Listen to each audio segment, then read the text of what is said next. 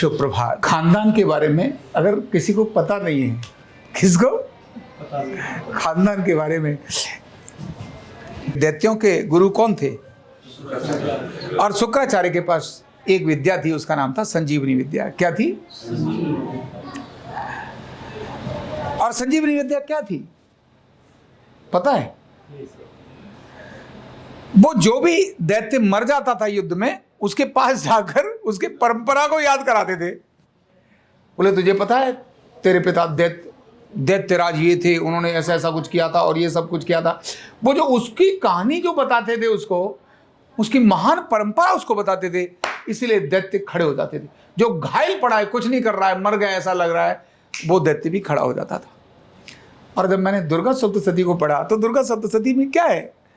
केवल माता दुर्गा के जो उनकी अलग अलग कलाएं और दैत्यों के साथ उनके जो संवाद हैं और उनका जो युद्ध है, यानी उनकी वीरता का जो बखान है, वहां देवता भी उनको बखान कर रहे हैं। या देवी सर्वभूतेषु शक्ति रूपेण संस्थिता नमस्तस्यै नमस्तस्यै नमस्तस्यै नमो नमः। सारे देवता लोग खड़े होकर कह रहे हैं या देवी सर्वभूतेषु विद्या रूपेण संस्था नमस्तस्यै नमस्तस्यै नमस्तस्यै नमो नमः। वही सबको कह रहे हैं, हे देवी तुम विद्या स्वरूपा हो, हे देवी तुम शक्ति स्वरूपा हो। जब उसका वर्णन कर रहे होते हैं तब वो जो करने वाला व्यक्ति है वो खुद भी पावर में आ जाता है, परंपरा को जानने के बाद। तो जब आपके अपने खानदान की अच्छी बातें आपको पता ही नहीं होंगी, आपको अपने देश की अच्छी बातें आपको पता ही नहीं होंगी, तो कोई भी आके बाहर वाला कह जाएगा हाँ भाई तेरे से ज़्यादा तो अच्छा अफगानिस्तान ही है, वहाँ कम से कम ये तो चीज़ें होती हैं। क्या भाई, अखरोट तो बहुत बढ़िया होता है, काजू बादाम तो बहुत बढ़िया होते हैं, भारत क्या है? कुछ भी नहीं है। और देखो अमेरिका बहुत ही बढ़िया है, कितना बढ़िया है, दुनिया का सुपर पावर है। अब भारत वाले को पता ही नहीं है कि ये सब तो भैया भारत के चवनी अठसनी से ही चल रहे हैं। किसे चल रहे हैं? भारत की चवनी, भारत के सारे उधारी हैं, इनसे हम ले लेंगे। जब पता चलता है कि भाई ये जो जीरो प्रयोग कर रहे हैं ना सब, ये किसने दिया था? और ये जो दशमलव लगा है थोड़ा हटा लो दशमलव को, हम दशमलव पर रॉयल्टी लगा देते हैं। जब आपको पता चलेगा अच्छा दशमलव हमने दिया है, जीरो हमने दिया है, अरे वाह, ये जो सब कर रहे हैं ज्योतिष का कैलकुलेशन जो कर रहे हैं, इनके सुपर कंप्यूटर में जो कुछ चल रहा है वो हमारा ही है। और आपको ये पता होगा कि भाई ये सारी भाषाएं A to Z भाषा, सभी भाषाएं, जिस एक भाषा की जनन जिसके भाषा से निकली है, और वो कौन है? संस्कृत। और कंप्यूटर की सबसे सुपर भाषा संस्कृत है। कंप्यूटर में अंग्रेजी डालो कंप्यूटर कंफ्यूज हो जाता है, जब संस्कृत डालो तभी कंप्यूटर ठीक चलता है। जब आपको ये चीजें पता होगी कि भारत जितनी सुंदर ऋतुएं दुनिया में कहीं नहीं है, रंग बिरंगी 6 ऋतुएं बारी बारी से आती हैं, बारी बारी से आती हैं। अब कौन कौन सी ऋतुएं आपको पता ही नहीं है? पता है? नहीं पता। हमें कष्ट देता है कि भारत की चीजों को उठाकर सर्जरी भारत ने की, सर्जरी भारत ने की, सर्जरी के उपकरण भारत ने बनाए, पहला ब्रह्मास्त्र भारत ने चलाया, पहला ब्रह्मास्त्र भारत का था। भगवान श्री राम ने, और जब समुद्र का था ना समय समुद्र पर रास्ता बनाने की बात कर रहे थे, उस समय उन्होंने ब्रह्मास्त्र निकालकर और जब चलाया, हाथ पे ले लिया, ब्रह्मास्त्र था उनके हाथ में, तब समुद्र निकलकर बाहर आ गया। हे भगवान, ये सारे जीव जंतु मर जाएंगे, आप अगर पानी आपने सुखा दिया तो क्या होगा? धरती से 7 गुना समुद्र है पानी, एक बाण में सारा पानी सुखाने की ताकत आज के सारे दुनिया के परमाणु बमों को ले जाके मार दो तो भी पानी नहीं सूखेगा। इससे ज्यादा पावरफुल एक ब्रह्मास्त्र था जो कुछ भी कर सकता था। तब उनके निवेदन पर उन्होंने कहा कि हे प्रभु, ये दैत्य लोग अंटार्कटिका में रहते हैं। कहाँ रहते हैं? आज का अंटार्कटिका। आप उधर की तरफ बाण लगा दो, इस ब्रह्मास्त्र को छोड़ दो, और वहां सब कुछ एकदम ठंडा और सारा बर्फ बर्फ हो जाएगी। इसीलिए आप उधर बाण मार दीजिए, उधर वो जो दैत्य लोग हैं जो हमारे सबके संकट का कारण बनते हैं, आप उधर अपना। ये नहीं कहा, ध्यान रखना, कि लंका में मार दो। किस में मार दो? लंका। आपको उधर जाने की जरूरत नहीं पड़ेगी, भगवान यहीं से मार दो, आप तो ब्रह्मास्त्र ही आपके पास। ये नहीं कहा। क्यों? वहां सज्जन और दुर्जन दोनों लोग रहते हैं। जब आप मारोगे तो दुर्जन भी मरेंगे और सज्जन भी मरेंगे। एलोपैथ में स्टेरॉइड पेट के अच्छे और बुरे दोनों बैक्टीरिया को मारता है, शरीर के अच्छे और बुरे दोनों को मारता है। एंटीबायोटिक अच्छे और बुरे दोनों को मारती है, तहस नहस कर देती है। इसीलिए वो ब्रह्मास्त्र नहीं हो सकती। ब्रह्मास्त्र वो जो जाकर वहाँ उन्होंने मारा और अंटार्कटिका पर उसके बाद से बर्फ ही बर्फ हो गई, जीवन संभव नहीं है, बहुत कठिन है। तो ऐसे अपने को इस ज्ञान और विज्ञान का, हमारे अपने आरोग्य पीठ के बारे जितने सारे काम आरोग्य पीठ ने अब तक किए हैं, इन सब का वर्णन आपको पता होना चाहिए। जब आपको ये पता होगा तो आपका सीना किससे चढ़ा होगा? गर्व से चढ़ा होगा। भाई हम जिस परिवार में हैं, जहाँ हम न्यूरोथेरेपी सीख रहे हैं, ये वो संस्थान है जो न्यूरोथेरेपी को आदर्श विषय मानता है। ये वो संस्थान है जो न्यूरोथेरेपी घर घर में होनी चाहिए, इसके लिए अपना विजन और मिशन लगाता है। ये वो संस्थान है जो देश का करोड़ों करोड़ पैसा दुनिया में जाने से बचाने के लिए घर घर न्यूरोथेरेपी सिखाने की बात सोचता है, और केवल सोचता ही नहीं है, ऐसा किया भी है। ये वो संस्थान है जिसने अपने परिश्रम और पराक्रम से भारत के इस महान विज्ञान को, जो लुप्त प्राय था, फिर से पुनर्स्थापित करने के लिए अनौपचारिक से औपचारिक बनाया है। ये वो संस्थान है जिसने अपने गुरु डॉक्टर मेहरा के प्रति 100% समर्पण दिखाया है, क्योंकि न्यूरोथेरेपी में कुछ भी मिलावट नहीं किए है। ये वो संस्थान है जिसने इस पूजनीय डॉक्टर मेहरा जी के जो सूत्र वो बताते थे, ग्रंथों में कहाँ वर्णन है, उन वर्णन के आधार पर सबके सामने प्रस्तुत किया है। डॉक्टर मेहरा जी जिस चीज को डायग्नोज करते थे, एसिड एल्कलाइन, वो एसिड एल्कलाइन कहाँ है?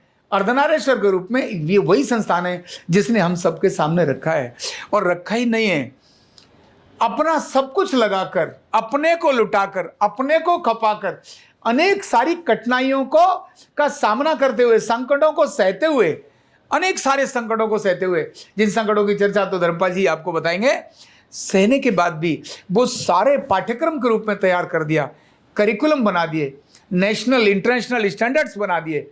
ये सब किसने कर दिए? आरोग्य पीठ ने कर दिए। और इतना ही नहीं, डायग्नोज के अद्भुत तरीके जो अभी तक कहीं वर्णन में नहीं थे। एक न्यूरोथेरेपिस्ट को डायग्नोज कैसे करना और डायग्नोज के बाद लाइन ऑफ ट्रीटमेंट कैसे लिखना, प्रोटोकॉल बहुत जरूरी है। हर व्यक्ति को एक ट्रीटमेंट कैसे अप्लाई कर सकते हो? नहीं कर सकते। हर व्यक्ति का ट्रीटमेंट अलग प्रकार का होगा, रोग बेशक एक क्यों न हो। और इसीलिए एक संपूर्ण एक नई व्याख्या ही दे दी, जो भारत की अद्भुत व्याख्या है कि भैया ईज हटाने के लिए डिसऑर्डर को ऑर्डर में लाओ, और डिसऑर्डर को ऑर्डर में लाने के लिए डिसबैलेंस को बैलेंस करो, और अर्धनारेश्वर को बैलेंस करते ही हजारों डिसईज खत्म हो जाती हैं। इसलिए बीमारियां अनेक, समाधान सिर्फ एक। बीमारियां अनेक, समाधान एक, और वो क्या है? अर्धनारेश्वर का संतुलन। अर्धनारेश्वर का संतुलन करने के लिए और एक नया तरीका इजाद हो गया, और वो ये हो गया जो आरोग्य पीठ ने किया है, आपकी बीमारी पूछने की जरूरत नहीं है।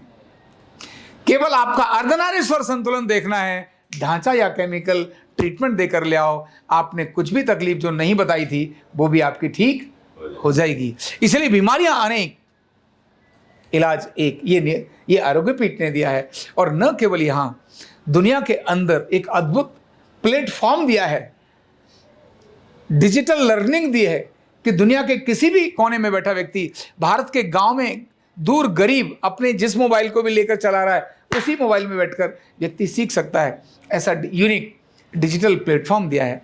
और न्यूरोथेरेपी को स्थापित करने के लिए दिल्ली हाई कोर्ट हो, चाहे पार्लियामेंट हो, चाहे राष्ट्रपति भवन हो, चाहे अनेक सारे ब्यूरोक्रेसी के लोग हों, इन सब में पैसे से नहीं तोला, इनसे पैसे धेले के लिए काम नहीं किया कि राष्ट्रपति भवन में कितनी तनख्वाह मिलेगी, नहीं, वर्षों वर्ष निःशुल्क सेवा की है।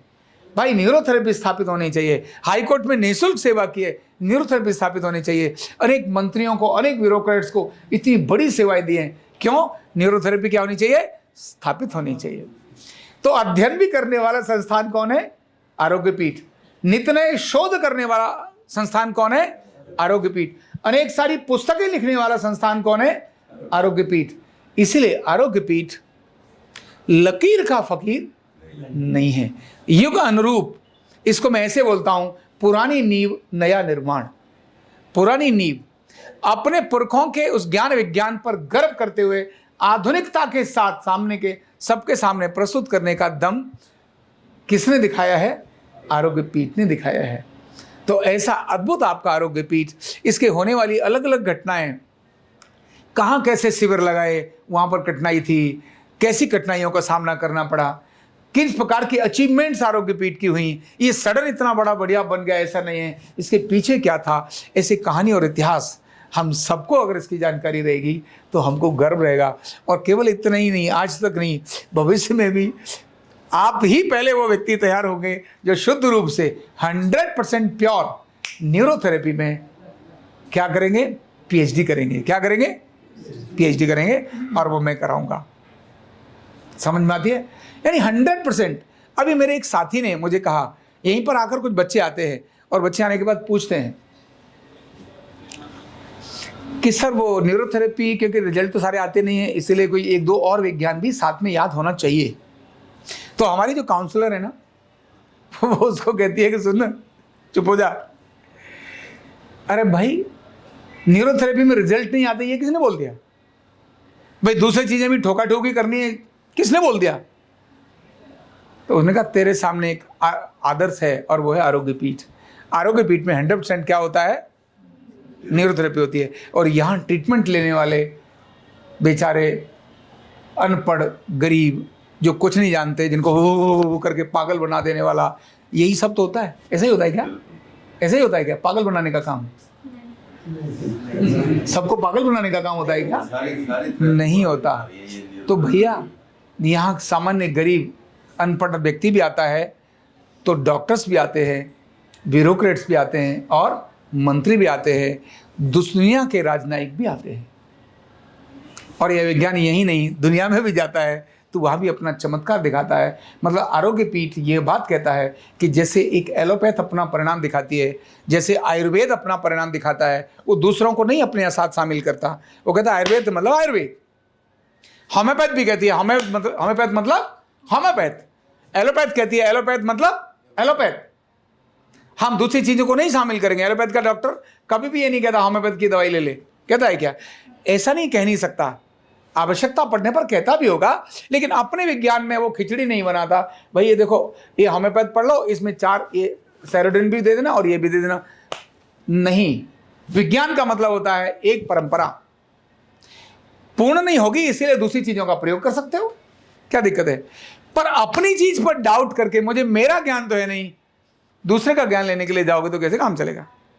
तो आरोग्य पीठ वो संस्थान है जहां शुद्ध रूप से सिंगल वन थिंग, और उसका नाम क्या है?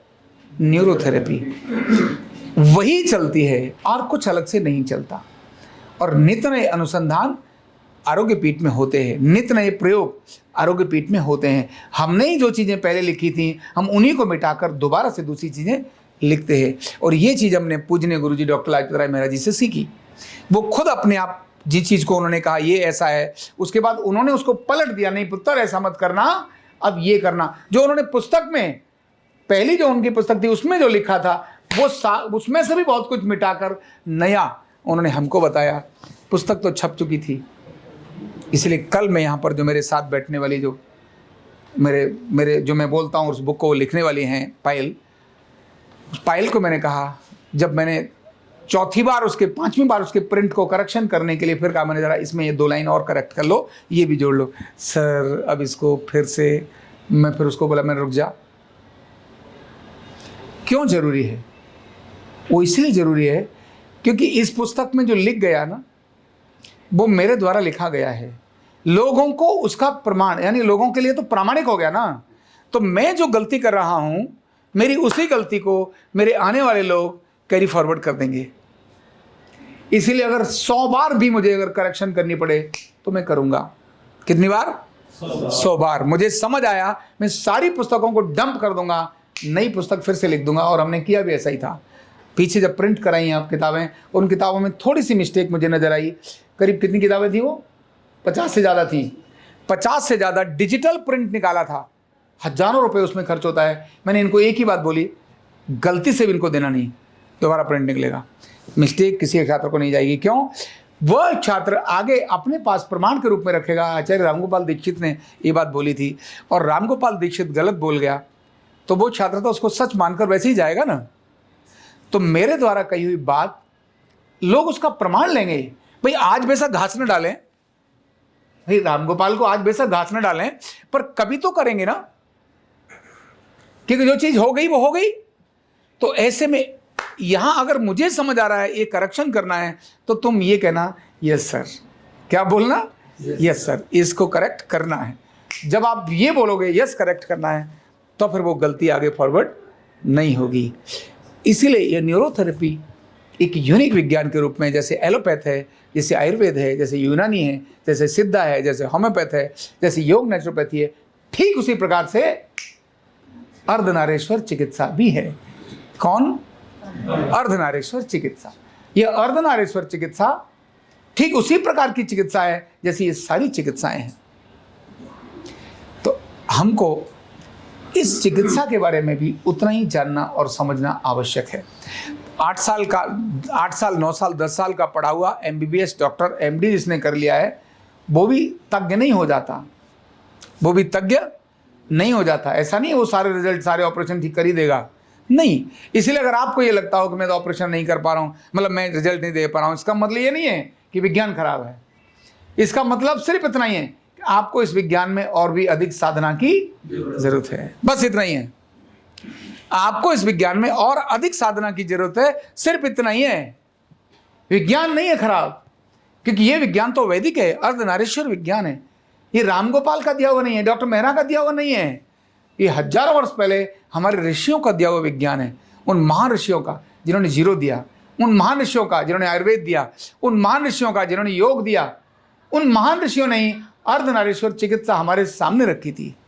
ये वही महान विज्ञान है, पर इस पर शोध और भी अधिक आवश्यक है।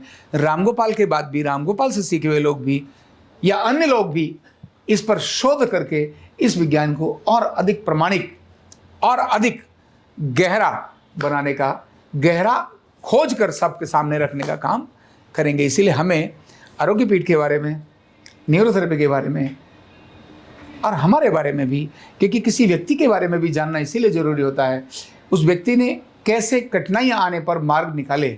क्या समझ में आया? चलता तो व्यक्ति ही है ना, संस्थान भी तो किन से बनता है? व्यक्ति से बनता है। संघ में जब संघ से पढ़ाते हैं तो उससे पहले कहते हैं डॉक्टर हेडगेवार जी की जीवनी पढ़ कर आओ, ऐसे बोलते हैं। जो 4 बार पढ़ कर आएगा तो वो पढ़ के आएगा, फिर गुरु जी की जीवनी पढ़ कर आओ, तो ऐसे इन जीवनियों को पढ़ कर जाएगा, तो फिर व्यक्ति अपनी परंपराओं के बारे में अच्छा होगा, आरोग्य पीठ के बारे में अच्छा होगा। आरोग्य पीठ पर आपको गर्व होगा, आरोग्य पीठ कैसा काम कर रहा है, अपने विज्ञान पर आपको गर्व होगा। जब आप जानेंगे, और अगर नहीं जानेंगे तो थोड़े दिनों के बाद कोई दूसरा बंदा मिलेगा, भटका के ले जाएगा। कोई कायरो वाला मिलेगा, अरे छोड़ना न्यूरोथेरेपी कर ले, कपिंग वाला मिलेगा, कुछ और, ये सब अच्छे हैं, लेकिन आपका विज्ञान है। जो कपिंग और कायरो भी करते होंगे, आप भी कर सकते हैं, आप भी कर सकते हैं, ऐसे ही होता है। लेकिन आपको एक विज्ञान के अंदर सिद्धता होना बहुत आवश्यक है। तो अपनी परंपराओं के बारे में जानना ये बहुत ज़रूरी है, जिसको आप बताइए, उसके अंदर उस पूरे उसको चलाइए, दिखाइए। या ऐसा था, और ना हो तो कभी राहुल जी को बुला लीजिए, कभी किसी और 1-2 व्यक्ति को बुला लीजिए जो उनको जानते हैं। क्योंकि मान लो आप कहेंगे साहब ये तो मेरे से पहले बहुत कुछ हो गया था, तो मैं कैसे बताऊँ, मुझे तो पता ही नहीं है। भाई ये भी ऐसा बोल सकते हैं, भाई आप में से अगर मैंने कहा चित्र के बारे में बताओ तो आपको ही पता नहीं है। लेकिन हाँ, फिर ऐसे कुछ लोगों को बुलाकर उसके मैसेज जान लीजिए। राहुल जी को तो भी 2013 के बाद की चीज़ें राहुल जी को पता है, लेकिन 2013 से पहले भी बहुत सारी चीज़ें पता हैं जो हुई है। तो उसके लिए कुसुम जी को बुलाना पड़ेगा। किसको बुलाना पड़ेगा? कुसुम जी को, तो फिर सब कुछ ही पता है ना। वो भी बीच बीच में आएंगी और आप लोगों का सेशन भी लिया करेंगी। चलिए, बहुत बहुत धन्यवाद, थैंक यू सो मच।